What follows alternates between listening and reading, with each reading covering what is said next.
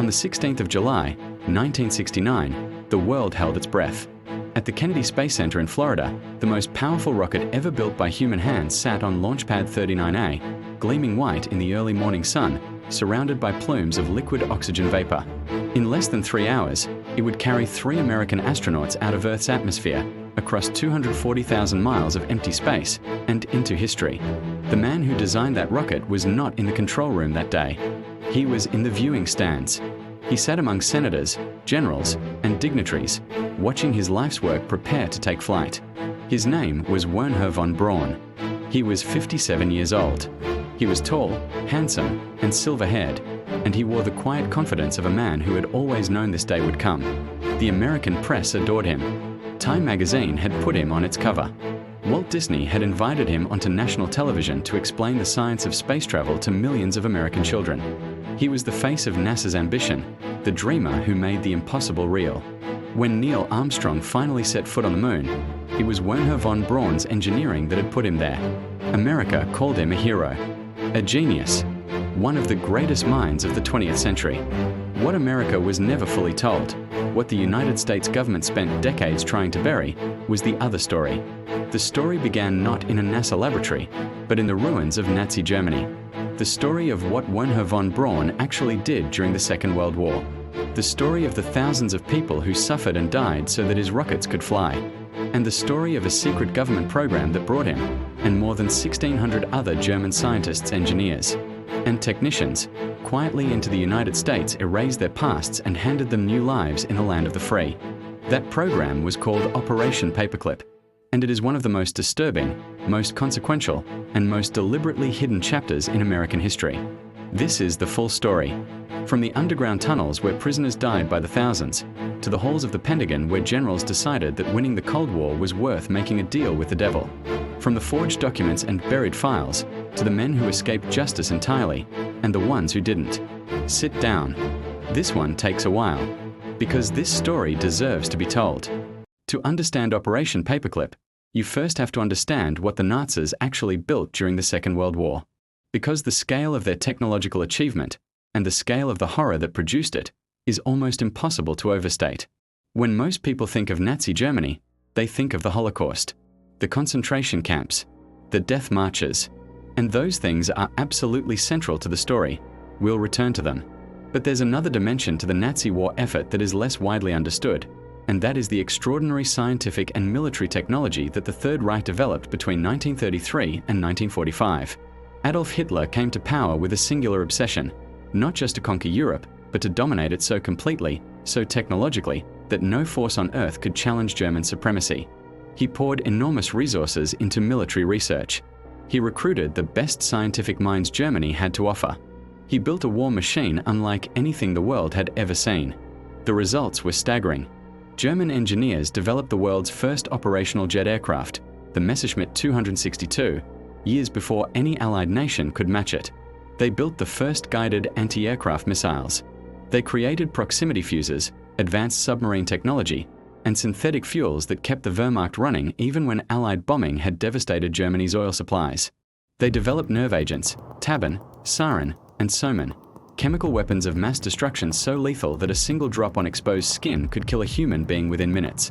The Allies had no idea these weapons existed until almost the end of the war. When American and British intelligence finally uncovered German nerve agent stockpiles, they were horrified.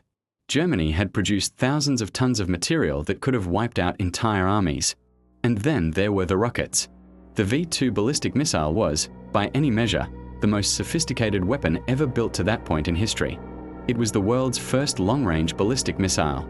It could travel at speeds of over 3,500 miles per hour, faster than the speed of sound, which meant you couldn't hear it coming.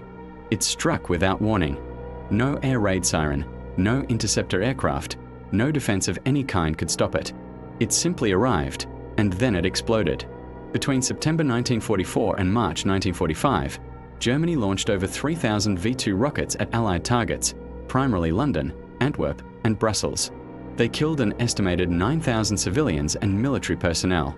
They terrorized civilian populations in ways that conventional bombing could not. And they represented something that kept Allied military planners awake at night. the possibility that Germany might attach a nuclear warhead to one of these missiles or load it with nerve agent and launch it at New York or Washington. That never happened. But the possibility was real enough that when Allied forces finally breached the German lines and began capturing the facilities where these weapons were built, the scramble to understand and acquire that technology, and the men behind it, became one of the most urgent priorities of the war's final months. What they found in those facilities would change everything. In the Harz Mountains of central Germany, deep inside a network of tunnels carved out of solid rock, there was a place called Mittelwerk. The name means, simply, Central Works. It was anything but simple. Mittelwerk was built in 1943, after Allied bombing campaigns began destroying Germany's surface-level industrial facilities. The idea was to move production underground, safe from Allied bombs, hidden from Allied reconnaissance aircraft, invisible to the outside world. The tunnels ran for miles through the mountain. They were lit by bare electric bulbs and ventilated by industrial fans. And inside them, around the clock, in 12-hour shifts, workers assembled the V2 rocket. Those workers were not volunteers. They were not paid employees. They were prisoners, men and women dragged from the concentration camps of occupied Europe. Jews, Soviet POWs, Polish forced labourists, French resistance fighters, political dissidents from a dozen countries. They were the property of the SS, leased out to armaments manufacturers as human machines. The conditions inside Mittelwerk were beyond description. The tunnels were perpetually cold and damp. There was almost no ventilation in the early months of operation, and the air was thick with the dust of explosive materials and toxic chemicals. Workers died from exposure, from starvation, from beatings administered by SS guards who had been given absolute authority over their lives. Men were executed for the slightest infraction, for stealing food, for slowing down, for whispering to a colleague. Their bodies were hanged from the overhead cranes inside the tunnels as a warning to the others. The concentration camp associated with Mittelwerk was called Mittelbau-Dora. At its peak, it housed over 60,000 prisoners. The mortality rate was catastrophic. Historians have estimated that somewhere between 12,000 and 20,000 people died at Mittelbau-Dora and Mittelwerk combined, from execution, from disease, from starvation, from the sheer physical brutality of the labor itself. To put that in perspective, more people died building the V2 rocket than were killed by the V2 rocket when it was used as a weapon of war. Wernher von Braun visited Mittelwerk. He was there multiple times. He selected prisoners for specialized technical tasks. He was seen in the tunnels, inspecting production, alongside SS commanders who ran the facility. He knew precisely what he was looking at. He knew who built his rockets, and under what conditions. After the war, when he was asked about this, von Braun gave an answer that has defined his legacy ever since. He said that he had been horrified by what he saw, that he had protested to the SS, that he had been powerless to change anything because the SS controlled the labor program, not the engineers. He presented himself as a man trapped in an impossible situation, a scientist who wanted only to reach the stars, surrounded by monsters he could not stop. Some historians accept elements of this account. Others find it deeply unconvincing. What is not disputed is this: Wernher von Braun wore an SS uniform. He held the rank of Sturmbannführer, the equivalent of a major. He was a card-carrying member of the Nazi Party, and he continued designing rockets that he knew were being built by slave labor until the very end of the war. Whatever he told himself in the quiet hours, the historical record is clear. Wernher von Braun was not just a bystander. He was a participant. As the Third Reich collapsed in the spring of 1945, American and Soviet forces were engaged in a race that most of the public knew nothing about. Not a race to capture Berlin, although that was happening too, but a race to capture people. American military intelligence had been tracking German scientists for months. The program that coordinated this effort was initially called Operation Alsos, a mission specifically designed to investigate the German nuclear weapons program and capture any physicists who had worked on it. But as Allied forces pushed deeper into Germany, it became clear that the scientific haul was going to be far larger than anyone had anticipated. The V2 rocket program, in particular, became a priority. American intelligence officers from the Army's Counterintelligence Corps knew that the lead scientists at Piemont, the Baltic coast facility where the V2 had been developed, were preparing to flee. The question was, which direction would they run? Wernher von Braun made that decision for his team. In the final weeks of the war, he gathered the senior rocket scientists together and essentially took a vote. Would they surrender to the Americans, the British, the French, or the Soviets? The choice was unanimous: the Americans. Von Braun believed that the United States would be most likely to give them the resources and freedom they needed to continue their work. He also believed, correctly, that the Americans were less likely to put them on trial. On the 2nd of May, 1945, von Braun and about 500 of his colleagues surrendered to American forces in the Austrian Alps. They brought with them something extraordinarily valuable: 14 tons of technical documents that they had hidden in a mine shaft, the complete design records for the V-2 rocket. They had already smuggled these documents out of Piemont before the Soviet advance could reach them. The Americans were overjoyed. Here, delivered into their hands without a shot being fired, was the most advanced rocket program in the world, complete with all its engineering documentation and most of its key personnel. But there was a problem. President Harry Truman had issued explicit orders about who could be brought to the United States. The policy was clear: no active Nazis, no war criminals. The United States was, after all, still in the process of prosecuting Nazi war criminals at Nuremberg. It would be deeply embarrassing, to say the least, if the same government that was putting Nazi generals on trial was also quietly employing Nazi scientists in Alabama. The men in charge of Operation Paperclip decided that embarrassment was preferable to falling behind in the Cold War. And they set about solving the problem in the most direct way they could imagine. They falsified the records. The agency that ran Operation Paperclip was called the Joint Intelligence Objectives Agency, or JIOA. It was a small, secretive unit that answered directly to the Joint Chiefs of Staff. Its mission was to identify and recruit German scientific talent, and it operated largely outside the normal channels of military oversight. The name Operation Paperclip came from the method JIOA officers used to flag files. When a scientist's dossier was reviewed and his Nazi affiliations were deemed too significant to ignore, a simple paperclip was attached to the file. It was a signal, not to open a criminal investigation, but to sanitize the record before it was submitted for approval. The paperclip marked the files of men whose histories needed to be rewritten. And rewritten they were.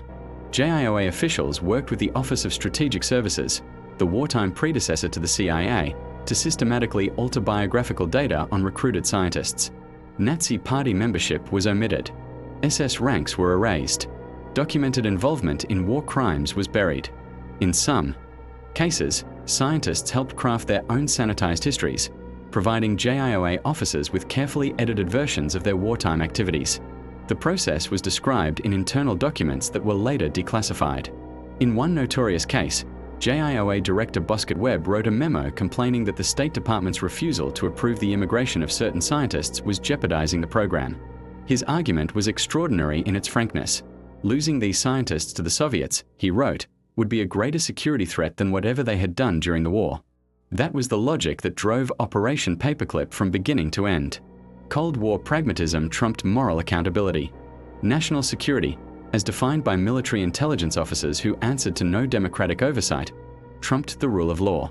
And the result was that men who had designed weapons using slave labor, men who had held SS ranks, men who had in some cases participated directly in war crimes, were given American visas, American salaries, and American security clearances. They were settled primarily in 3 locations: Fort Bliss in Texas, where the rocket scientists began working for the US Army on ballistic missile development; Wright-Patterson Air Force Base in Ohio, where aviation and aeronautical engineers went to work on American aircraft technology; and various universities and private research institutions across the country, where scientists with expertise in chemistry, medicine, and electronics were quietly integrated into American academia and industry. Their neighbors had no idea who they were. Their colleagues were told only that they were German experts recruited for their specialized knowledge. The paperwork said what JIOA had decided it should say. And for years, it worked perfectly. Wernher von Braun arrived in the United States in September 1945 as part of the first wave of paperclip recruits.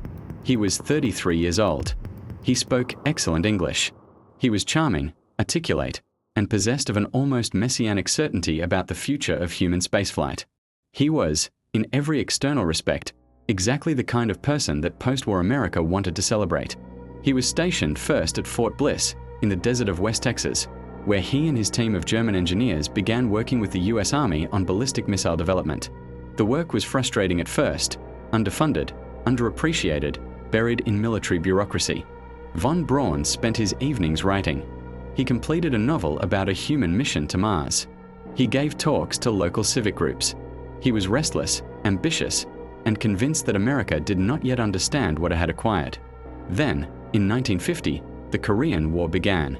The strategic calculus of the Cold War shifted dramatically, and suddenly ballistic missiles were no longer a curiosity, they were a national priority.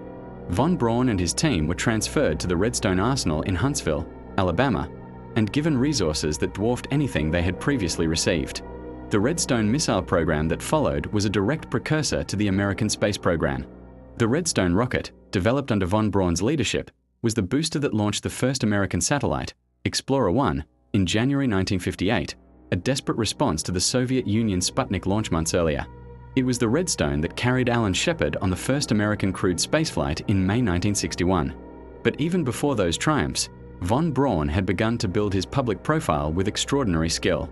In 1952, he published a series of articles in Collier's magazine, one of the most widely read publications in America, outlining a detailed and scientifically grounded vision of human spaceflight, orbital stations, lunar expeditions, Mars missions.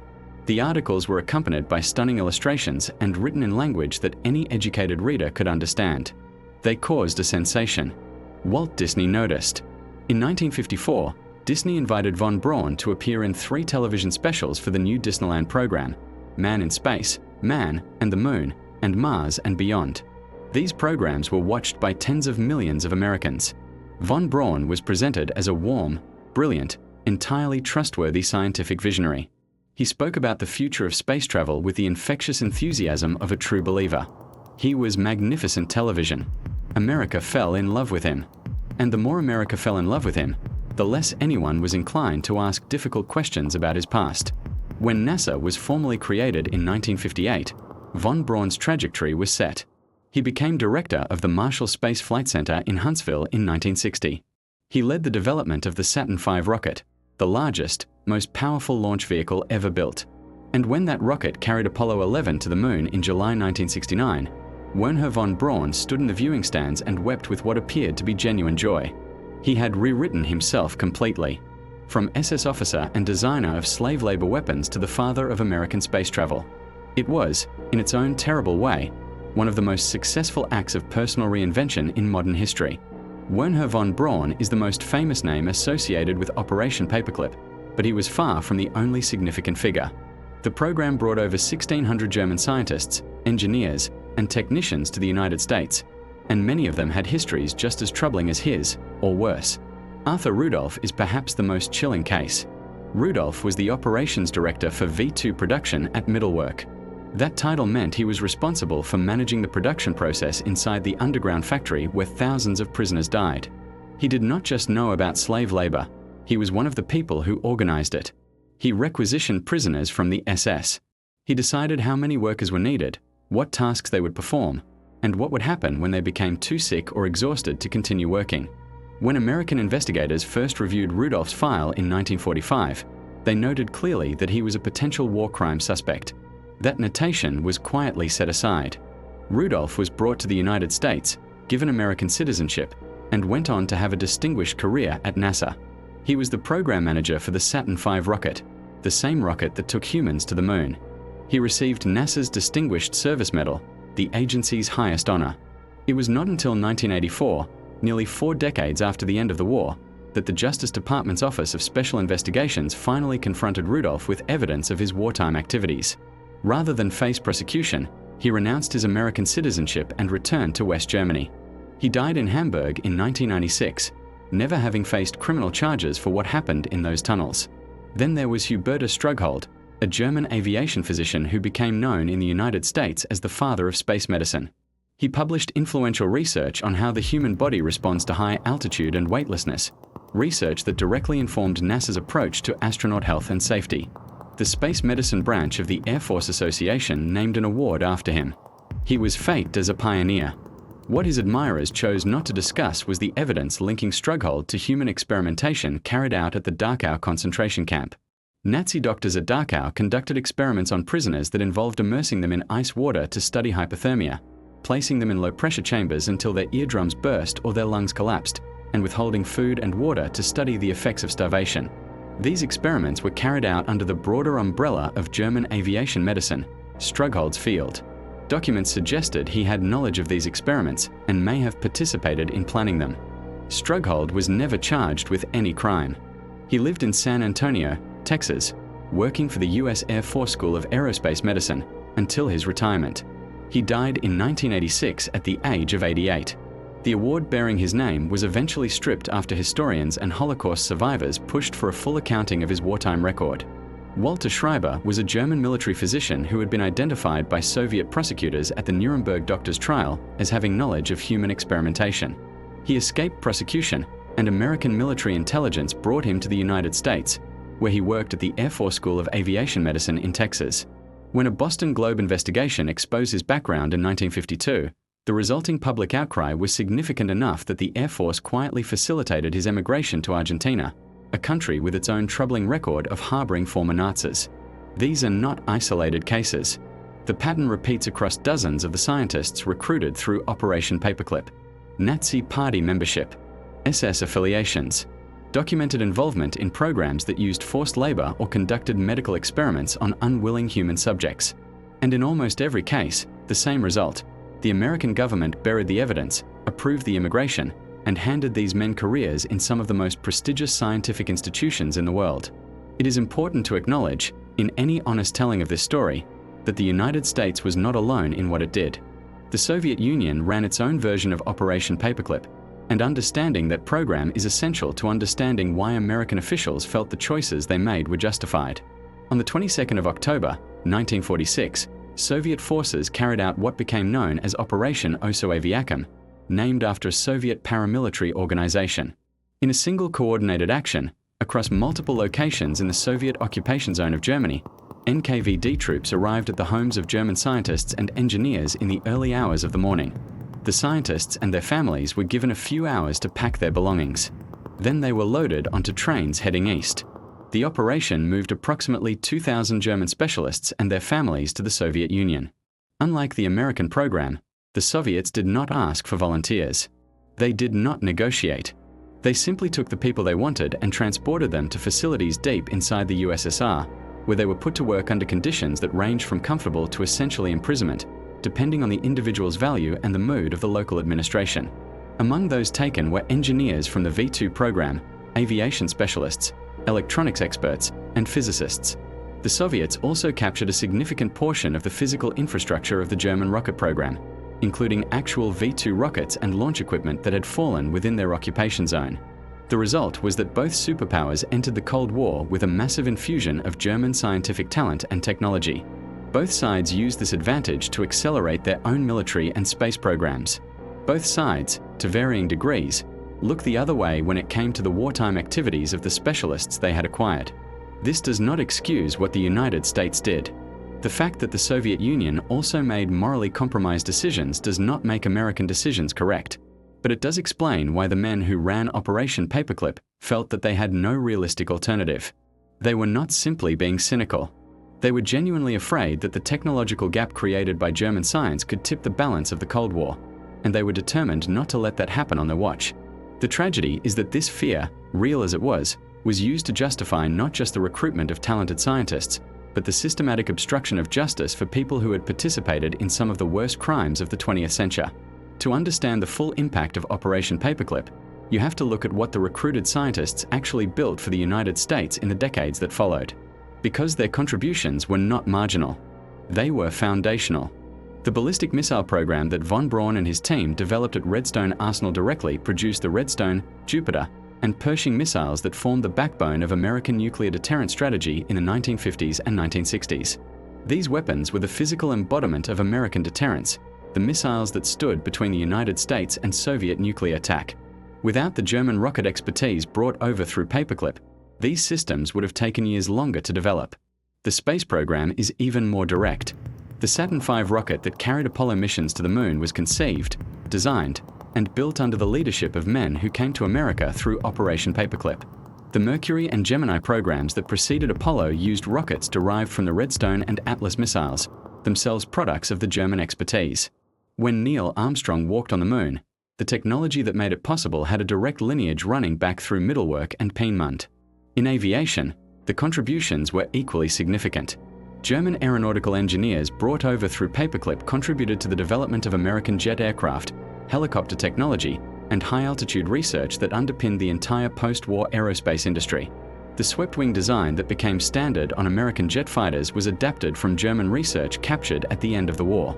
In medicine, the scientists recruited through the program, including those with the most troubling backgrounds, contributed to research in aviation physiology, high-altitude medicine, and the physiological challenges of spaceflight. That research saved the lives of American test pilots and astronauts, even as the circumstances in which some of it was originally generated are too disturbing to describe in detail.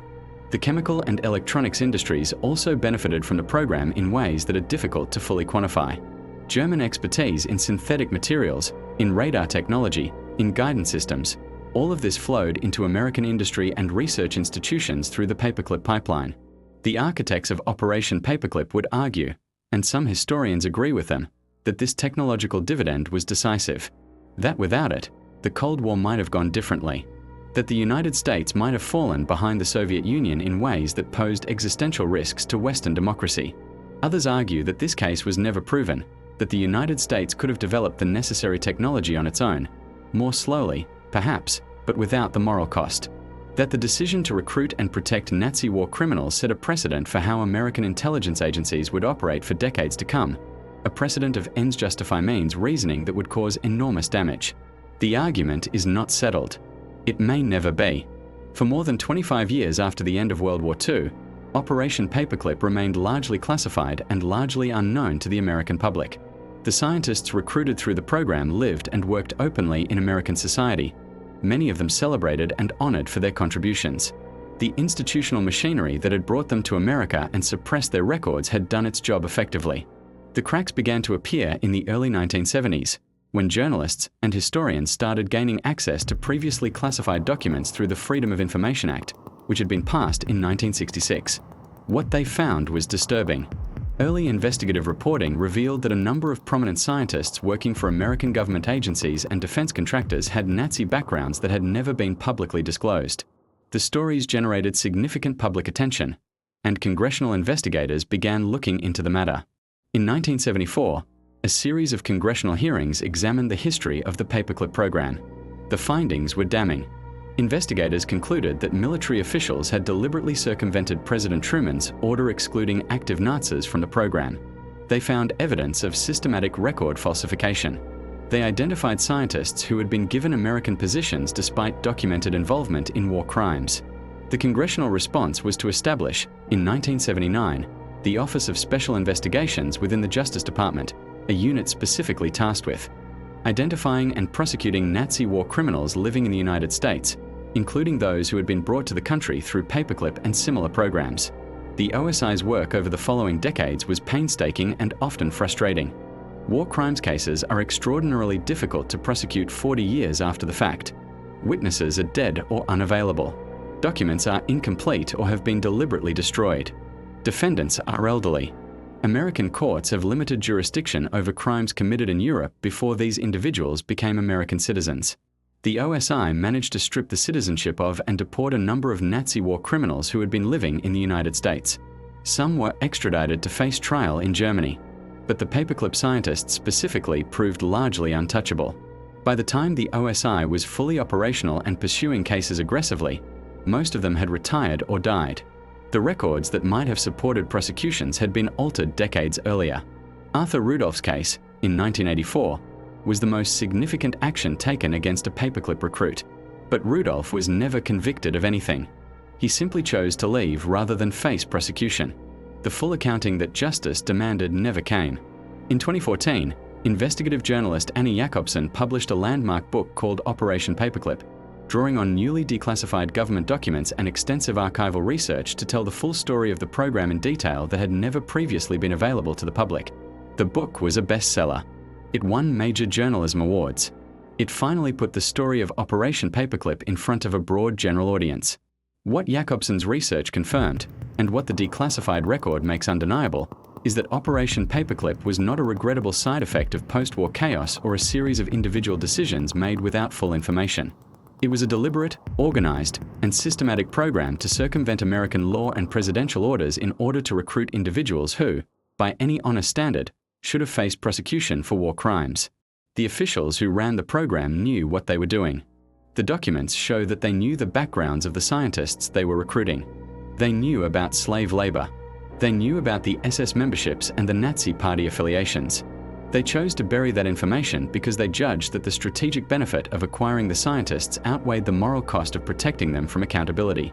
That judgment has been debated ever since, and it deserves to be debated because it is not a simple question. There are people who argue, with genuine sincerity, that the Cold War context made Operation Paperclip a necessary evil, that the alternative was allowing the Soviet Union to achieve a decisive technological advantage, that the scientists recruited were put to work on programs that genuinely advanced American security and expanded human knowledge, that the moon landing, one of the most extraordinary achievements in human history, would not have been possible without them. These are not trivial arguments. The Cold War was a real existential confrontation. The Soviet nuclear program was a genuine threat. The strategic implications of falling behind in ballistic missile technology were enormous. But consider the other side. The United States fought the Second World War in the name of certain principles: the liberation of Europe from fascist tyranny, the defense of human rights and human dignity, the rule of law over the rule of force. These were not just propaganda talking points, they were the stated justifications for the sacrifice of hundreds of thousands of American lives. Operation Paperclip betrayed those principles in the most direct way imaginable. It took men who had helped construct the machinery of Nazi tyranny, who had used slave labor, who had participated in programs of human experimentation, who had worn the uniform of the SS, and it gave them not justice, but careers. Not accountability, but reward. Not the scrutiny that their actions demanded, but the protection of the most powerful government on earth. The survivors of Mittelbau-Dora, the families of the prisoners who died in those tunnels, the victims of the medical experiments that some paperclip scientists participated in, they received nothing. No acknowledgement from the American government that the men responsible for their suffering had been given a pass. No formal recognition that a wrong had been done. For decades, they did not even know that these men were alive and prosperous in the United States. That is the weight of what happened. And it does not go away because the Saturn V was magnificent, or because the moon landing was one of humanity's greatest moments, or because the Cold War required difficult choices. Operation Paperclip did not end when the last paperclip scientist died. Its legacy is still with us, in ways both concrete and philosophical. Concretely, the program established an institutional precedent within American intelligence and military agencies for the idea that national security concerns can justify the suppression of justice, that when the strategic stakes are high enough, normal legal and moral constraints can be set aside, that the ends, in this case, Cold War advantage, justify means that would otherwise be clearly impermissible. That precedent did not die with Operation Paperclip. Students of American history will recognize the same logic operating in other contexts, in other decades, in other programs that only became public years or decades after the fact. The willingness to make secret, unaccountable decisions in the name of national security, to bypass democratic oversight, to suppress inconvenient information, to protect people who should face accountability, is a pattern that repeats. Philosophically, Operation Paperclip raises questions that have no easy answers. Questions about the relationship between knowledge and the circumstances in which it was created. Questions about whether a great achievement can be untethered from the human cost that produced it. Questions about how societies remember the past and whether inconvenient truths can be swept under the rug without eventual consequence. Wernher von Braun died in June 1977 in Alexandria, Virginia, of pancreatic cancer. He was 65 years old. His obituaries in American newspapers focused almost entirely on his contributions to the space program. The New York Times called him a giant of the space age. The Washington Post celebrated his vision and his genius. The tunnels of Middlework, and the people who died in them, received far less attention. That imbalance, the gap between how we remember the achievement and how we reckon with the cost, is itself part of the story. It reflects something about how power operates, about whose suffering gets recorded and whose gets erased, about the stories nations tell themselves about who they are and what they have done. Germany has spent 8 decades grappling, imperfectly but genuinely, with the crimes of the Nazi era. It has built memorials. It has taught history in schools. It has prosecuted war criminals well into the 21st century. It has tried, however inadequately, to face what happened. The United States has never had a comparable reckoning with Operation Paperclip. The program remains relatively obscure. It does not appear in most standard American history textbooks. The scientists it brought to America are remembered, if at all, for their contributions to aerospace and technology, not for what their hands built in the mountains of Germany. That silence is a choice. And choices, eventually, have to be answered for. This is what history looks like when you refuse to look away from it. Not the clean, comfortable version where the good guys win and the bad guys are punished. Not the triumphant narrative that ends with the flag planted on the moon. The real version. The version where the good guys win the war and then quietly employ the people who ran the slave labor program that built the enemy's weapons. The version where a man who wore an SS uniform becomes the face of American scientific achievement. The version where justice, the thing that was supposedly being defended, gets quietly set aside because it was inconvenient. None of this means that the achievements were not real. The moon landing happened. It was extraordinary.